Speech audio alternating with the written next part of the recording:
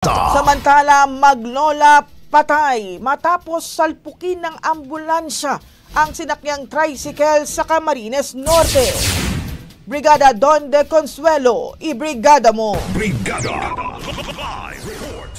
Patay ang maglola na sakay ng isang tricycle habang sugatan naman ng mismong driver nito matapos salpugin ng isang mabilis na ambulansya. Itinaganap sa kahabaan ng junction ng Baymas Road sa Barangay Bulhao, Bayan ng Labo. Pasado alas 12:10 ng tanghali kahapon, Hulyo 16, 2025. Sa nakalap na informasyon ng Brigada News FM Daet, sangkot sa aksidente ang isang Toyota Hi-Ace commuter van na isang ambulansya na minamaneho ng isang Melvin Villaruel Rule, 52 anyos, residente naman ng Purok Gis, Barangay Poblasyon sa bayan ng Santa Elena, Camarines Norte. Wala naman tinamang pinsala si Roy at ang apat niyang sakay na si Naron, 51 anyos, si alias Len, 37, Nena, 60 anyos at Buboy, 32, na pawang mga residente ng bayan ng Santa Elena. Samantala, sangkot din sa aksidente ang isang kulay gray na pampasayarong tricycle na minamaneho man ni Alvin Espinida Kihan, 49 anyos, may asawa at residente ng Barangay Mabilo 2 sa Bayan ng Labo, habang sakay naman ang maglola ni si Altia Moico Nangia, 4 gulang, at ang lola nitong si Ana Encinas Moico, 54 anyos, residente ng Purok 2 sa Barangay Bulhao, Labo. Sa investigasyon, habang binabaybay ng ambulansya ang kalsada mula Santa Elena patungong Daet, aksidenteng nabangga nito ang bahagi ng tricycle sa panig ng pasahero pagdating sa nasabing lugar. Tulad na lamang ng kuha sa CCTV na ito, dahil dito matapos sumalpok, tumila po naman bago tumagilid ang tricycle sa sementadong kalsada sa lugar. Agad na responde ang Labo MDR Remo at isinugod sa panalawig pagamutan sa bayan ng Daet ang mismong driver ng tricycle at mga pasahero nito na nagtamo ng mga sugat sa katawan. Subalit kinalaunan ay hindi nakayanan ng maglola ang mga tama ng sugat sa ulo at katawan na naging dahilan ng agarang pagkamatay ng maglola. Habang nagpapagaling naman ngayon ang mismong driver ng tricycle na maraming pasa at sugat din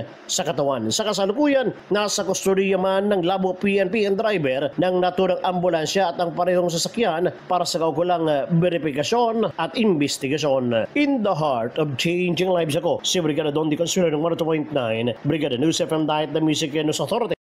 Ronda Brigada. Ang bahaging ito ay hatid sa atin ng Yummyvit ES2 Oral Drops. Simulang tuparin ang pangarap ng iyong anak. And starting now,